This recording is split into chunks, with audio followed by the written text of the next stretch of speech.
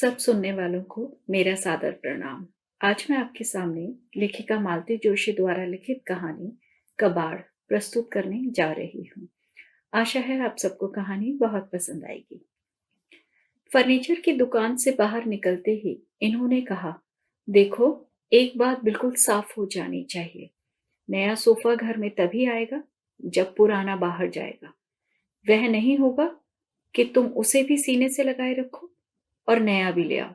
नए घर में कोई पुराना सामान नहीं जाएगा सिवाय तुम्हारे। यह जुमला, यह मजाक अब इतना घिस चुका था कि मुझे ना तो हंसी आई और ना ही गुस्सा आया। मैं चुप ही बनी रही और एकाएक मुझे याद आया, सुनिए, बहुत पहले बड़े भैया ने एक बार कहा था कि सोफा सेट अगर बाहर निकालो तो एक बार मुझसे जरूर पूछ लेना। अरे, तो उसमें पूछना क्या है?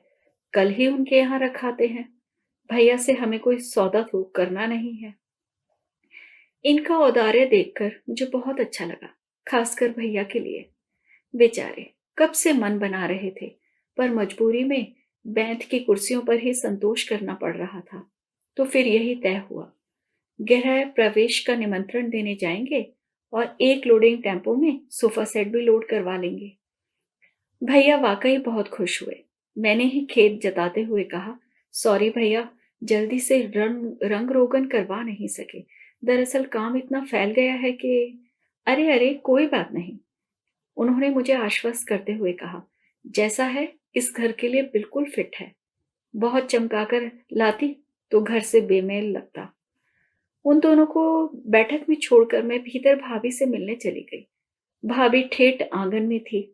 दीवार पार से पड़ोस की भाभी बधाई दे रही थी। सुनीता की मम्मी, नए सोफा सेट की बधाई हो। अरे, काहे की बधाई, कोई नया थोड़े है। वो तो ननद रानी नए घर में जा रही है तो अपना कबाड़ यहाँ फेंक कर जा रही है। एक जिंदा कबाड़ हम ढो ही रहे हैं, इसे भी ढो लेंगे। जिंदा कबाड़ यानी कि माँ। छाती में एक कील सी गड़ गई। उल्टे पैरों लौटकर मैंने माँ के कमरे का रुख किया। हस्बे मामूल दिन के 5 बजे भी वहां घुप अंधेरा था। पता नहीं माँ को इस अंधेरी कोठरी में क्यों डाल रखा है। भाभी का तर्क है कि अब उन्हें अंधेरे और उजाले से कोई फर्क नहीं पड़ता। दीवार टटोलकर मैंने स्विच दबाया। एक मनहूस पीली सी रोशनी कमरे में फैल गई। अगर शिकायत करूं तो भाभी अभी कह उठेंगी, तुम कहो तो यहाँ 100 वॉट का बल्ब लगा दें। कौन है? एक क्षीण स्वर उभरा। माँ ने शायद मेरी आहट पाली थी, या शायद खटके की आवाज से उनकी तंद्रा टूटी थी। मैं हूं माँ, शीला। मैंने उनके पास बैठते हुए कहा, कैसी हो? ठीक ही हूं। फिर सही संजा, सोई क्यों हो? उठकर बैठो। अकेली आई हो? नहीं, ये भी हैं, बाहर भैया के साथ बैठे हैं। खांसते खंगारते माँ उठकर बैठ गई। तब तक मेरी आंखें उस रोशनी के अभ्यस्त हो चुकी थी। मैंने माँ की ओर देखा। बिखरे उलझे बाल, बदन पर झूलता ब्लाउज, ऊपर का बटन टूटा हुआ, गले में आंचल जैसा कुछ बेतरतीब सा। अच्छा ही हुआ जो ये मेरे साथ भीतर नहीं आए। ठीक है, माँ बूढ़ी है, अंधी है, पर क्या उनका विभस्त होना भी जरूरी है? कौन विश्वास करेगा कि कभी उनकी सुघड़ता के चर्चे सारी बिरादरी में थे। बहू बेटियां उनसे पहनने ओढ़ने का सलीका सीखती थी। उनकी सिलाई कढ़ाई के नमूने मोहल्ले भर में घूमते थे। उनकी रसोई की महक से पड़ोसियों के मुंह में पानी भर आता था। क्या वक्त के हाथों आदमी इतना निरुपाय हो जाता है, या कि आंखों की रोशनी जाते ही मां फालतू हो गई है? एक असह्य रोष से मैं भर उठी। खींच कर कहा, ये किसका ब्लाउज पहने हो तुम? भाभी का? क्या पता बेटा किसका है। और कंघी कब से नहीं की? अरे, वो मरी कुसमा 2 दिन से गायब जो है। एक कुसमा नहीं आई तो क्या हुआ? घर में भाभी है, सुनीता है, वे क्या माँ के बाल नहीं बांध सकती? और इतना काम तो माँ खुद भी कर सकती है। करना चाहिए, पर शायद उनका उत्साह चुक चुका है। मैंने कुछ नहीं कहा। चुपचाप उठकर आले से तेल और कंघी उठा लाई। सिर में खूब सारा तेल डालकर बाल सुलझाती रही। मन आंसुओं से भीगता रहा और साथ ही मेरा बड़बड़ाना भी जारी था। दिन भर कमरे में घुसी रहती हो, शाम को थोड़ा बाहर बरामदे में बैठ लिया कर माँ। कुछ नहीं तो आंगन में चहलकदमी कर लिया करो। पाँव अगर जाम हो गए तो कोई नहीं पूछेगा। हाँ, अरे बेटा अभी जैसे बहुत पूछ हो रही है। तभी तो कहती हूँ, हाथ पैर दुरुस्त रखो। अच्छा, अब जरा हाथ मुंह धोकर आ जाओ, जब तक मैं तुम्हारे लिए कपड़े निकालती हूँ। माँ जैसे ही बिस्तर से उतरकर खड़ी हुई, मैं देखती रह गई। साड़ी के नाम पर एक चिंदी सी बदन पर झूल रही थी। माँ, ये क्या स्वांग बना रखा है? ठीक से साड़ी क्यों नहीं पहनती? अरे, एक आध बार बाथरूम में लिथड़ गई थी, तो दुल्हन ने 3-4 साड़ियाँ 2 फाड़ करके रख दी। कहती है जब संभलती नहीं, तो पहनने से क्या फ़ायदा? यूँ ही धोने के लिए ढेर हो जाता है, और वैसे भी अब लेटे ही रहना है। दुःख और अचरज में डूबी मैं माँ का करुण चेहरा देखती रह गई। और तुम कहती हो घूमा-फिरा करूँ? बताओ, ऐसी नंग-धड़क घूमती मैं अच्छी लगूँगी? आँगन तक जाते भी मुझे शर्म आती है। एक उसास भरकर माँ अभ्यस्त कमरों से दीवार का सहारा लेकर मुंह हाथ धोने चली गई। उनका वह विपन्न रूप मुझसे देखा नहीं जा रहा था। वे लौट कर आई तो मैंने कहा, माँ इससे तो अच्छा है तुम गाउन पहनो। कहो तो कल ही ले आऊं। ले आओ, उन्होंने कसैले स्वर में कहा। बहू ने लहंगा फरिया पहना दी, अब तुम गाउन पहना दो। बुढ़ापे में जितनी फजीहत होनी है हो जाए। उस चर्चा को मैंने वहीं विराम दे दिया। उनके कपड़े बदलवाते हुए कहा, चलो अब चलकर अपने जमाई राजा से मिल लो। गृह प्रवेश का निमंत्रण देने आए हैं। हम लोगों के बाहर आते ही ये उठ खड़े हुए। माता जी प्रणाम। जीते रहो बेटा, माँ ने आवाज की दिशा में हाथ उठाकर कहा। उन लोगों को बैठक में छोड़कर मैं भीतर चली आई। भाभी किचन में हमारे लिए नाश्ता बना रही थी।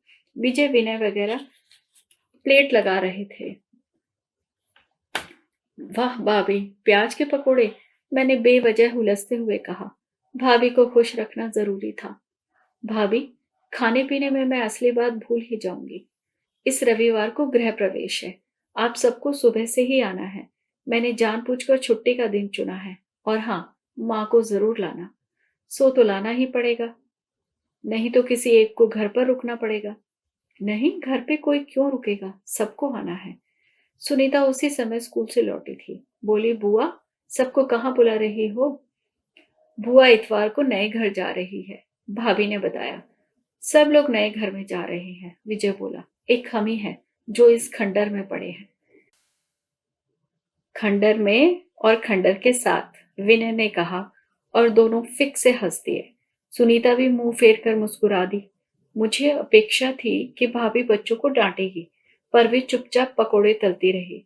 जाहिर था कि उनकी शह पाकर ही बच्चे बदतमीजी कर रहे थे।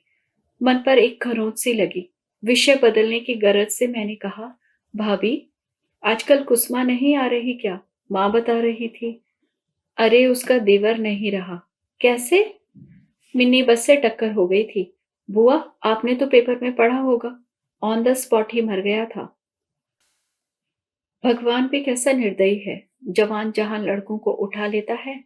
और भाभी ने अपना वाक्य अधूरा ही छोड़ दिया, पर मेरे मन में वह पूरा होकर चक्कर काटता रहा। मृत्यु पर किसी का वश होता तो क्या माँ अब तक जीवित रहती?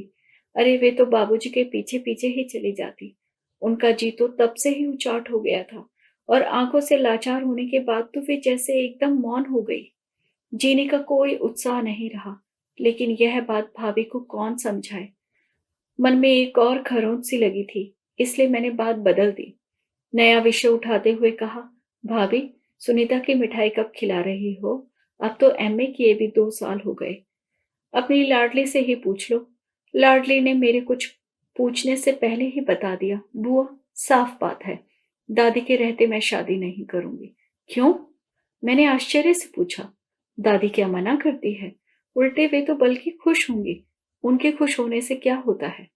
जरा मम्मी का तो सोचिए, वे तो एकदम अकेली पड़ जाएंगी। अकेले अकेले वे किस किस को देखेंगी, कितना काम करेंगी? ये दोनों भूतनाथ तो किसी मतलब के हैं नहीं। पगली लड़की के शादी के बाद तो हर माँ अकेली पड़ जाती है। तो क्या शादियां नहीं होती? और फिर दादी के अभी कितने दिन बाकी हैं कौन जानता है। यही तो यही तो हम समझा रहे हैं। अब तो खैर सेवा करते करते हम ही बुढ़ा गए। अरे तुम भी बुढ़ा जाओगी तो शादी कौन करेगा? मन एक बार फिर लहू लुहान हुआ। पर मैंने जज्ब करते हुए कहा, दिन भर के लिए एक आया रखी जा सकती है। रख तो लेंगे, पर उसे देंगे क्या? वह मरी कुसुमा 1 घंटे के लिए आती है, नहला धुलाकर कपड़े भर खींचती है। वह भी 300 रुपये लेती है। दिन भर वाली तो 1000 से कम क्या लेगी? अरे इतना रुपया किसके पास है? मन तो हुआ उतने रुपए की पेशकश कर दूं, पर संकोच कर गई। और वह अच्छा ही हुआ, क्योंकि सुनीता बता रही थी कि चाचा ने ऐसी पेशकश की थी, पर मम्मी ने मना कर दिया। बोली, हम किसी का एहसान क्यों ले? अरे इसमें एहसान की बात क्या है? यह तो उसका फर्ज है, आखिर उसकी भी तो माँ है। फर्ज है तो फर्ज की तरह निभाए। माँ का इतना ख्याल है तो 2-4 महीने अपने पास रख ले। पर उनके पास तो बहू की नौकरी का बहाना है। सब नौकरी वाले हैं, हम ही फालतू हैं जो बेगार ढो रहे हैं। मतलब कि माँ को रखना बेगार ढोना है। मन में फिर एक बार शूल सा चुभा और मैं तिलमिलाकर रह गई। भाभी छोटे पर बेहद नाराज हैं, पर छोटे का तर्क यह है कि बड़े भैया माँ को रखे हैं तो कोई एहसान नहीं कर रहे। इतने बड़े घर में मुफ्त रहते हैं, हमारी तरह हर महीने 2,500-3,000 का किराया देना पड़ता, तब पता चलता। बड़े भैया भी जानते हैं, छोटा तभी तक चुप है जब तक माँ है। माँ के जाते ही वह हिस्सा मांगेगा, इसलिए घर की मरम्मत पर एक पाई भी खर्च नहीं करते। 60 साल पुराना वह घर धीरे धीरे खंडर बनता जा रहा है। भाभी और उनके बच्चों की आंखों में जो एक अच्छे से घर का सपना था, वह शायद धीरे धीरे धुंधला पड़ता जा रहा है। शायद इसलिए सबके मन में इतनी कड़वाहट भर गई है। हमें तो इसी खंडर में रहना है, और खंडर के साथ। विनय की यह बात फिर एक बार कानों को झंझना गई। लौटते समय मन बेहद उदास था। रह रह कर आंखों के सामने माँ का अंधेरा कमरा, मैला कुचेला बिस्तर, अस्त व्यस्त कपड़े, रूखे उलझे बाल और बदरंग चेहरा घूमता रहा। बहुत देर बाद इन्होंने मेरी चुप्पी को लक्ष्य किया। क्या बात है, बड़ी चुप चुप हो? क्या करूं, जब भी घर से लौटती हूँ मन खराब हो जाता है। भाभी कभी कभी ऐसी जहर बुझी बातें करती है कि आग लग जाती है। टेक इट इजी यार, जो करता है ना उसे बोलने का हक देना ही पड़ता है। बेचारी दिन भर लगी रहती है तो क्या कुछ भी कहती रहेंगी? सुनिए, मेरे मन में एक बात आ रही है। फरमाइए। हम माँ को अपने यहाँ नहीं ला सकते? क्यों नहीं ला सकते? जरूर ला सकते हैं, पर रखोगी कहाँ? क्या मतलब? इतने बड़े घर में मेरी माँ के लिए जगह नहीं निकलेगी? मेरा मतलब यह था कि वहां तो उनके पास एक अलग से कमरा है, अपने यहाँ ऐसी कोई सुविधा नहीं है। 3 बेडरूम का घर है, और पर वो रूम्स बट गए हैं, 2 बच्चों के और एक हमारा। चौथे की गुंजाइश ही कहाँ है? यह तो कोई बात नहीं हुई। दिव्या माँ के साथ रूम शेयर कर सकती है। इन्होंने कोई प्रतिवाद नहीं किया। घर पहुंचने तक चुप ही बने रहे, पर बात उनके मन में खदक रही थी, यह मुझे घर जाकर पता चला। दिव्या पानी लेकर आई तो इन्होंने कहा, बेटे तुम्हारे कमरे का इंटीरियर हो रहा है। सच पापा? उसने हुलस कर कहा। किससे करवा रहे हैं? मेरी सहेली है ना अरुणा, उसके भाई भाभी खूब अच्छा करते हैं, उनसे बात करें, वो लोग हमें कंसेशन भी देंगे। फिलहाल तो यह जिम्मा तुम्हारी माँ ने लिया है। मतलब?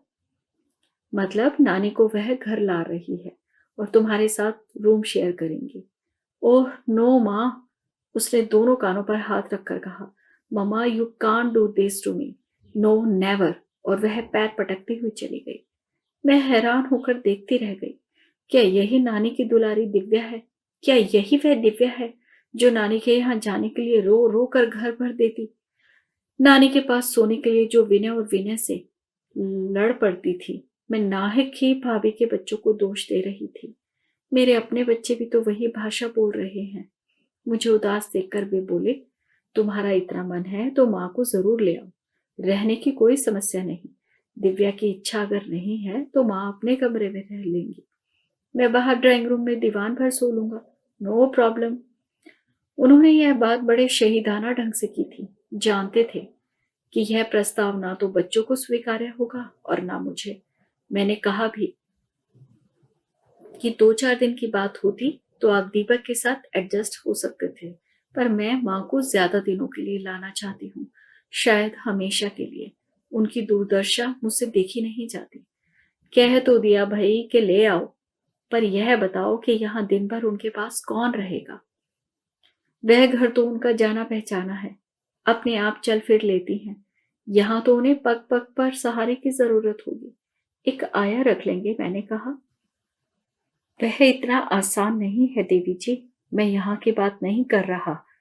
यहाँ तो सब बाइयां तुम्हारी परखी हैं, पर वहां तो सब कुछ नया होगा। नया माहौल, नए लोग।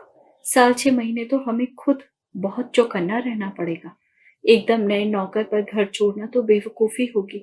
ऐसा करो, तुम 4-6 महीने की छुट्टी ले लो। क्या बात कर रहे हो? इतनी लंबी छुट्टी मुझे कौन देगा? तो फिर रिटायरमेंट ले लो। आखिर नौकरी माँ से बड़ी तो नहीं ना। इस समय में रिटायरमेंट कैसे ले सकती हूँ? मकान की किश्तें कौन भरेगा? सोच लो। क्या सोचूं? मेरी समझ में कुछ नहीं आ रहा।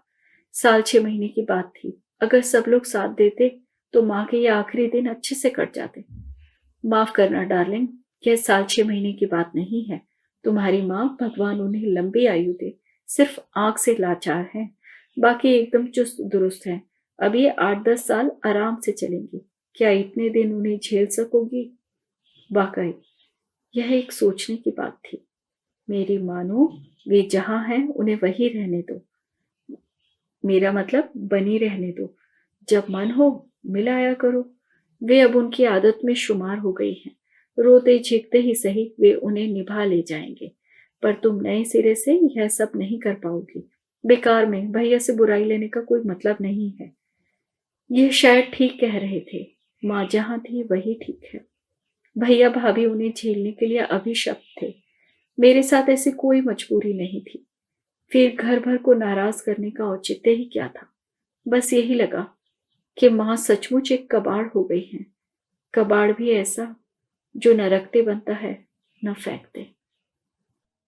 जीवन के विभिन्न पहलुओं को छूती हुई कहानियों को सुनने के लिए कृपया करके मेरे चैनल को सब्सक्राइब व लाइक अवश्य करें। धन्यवाद।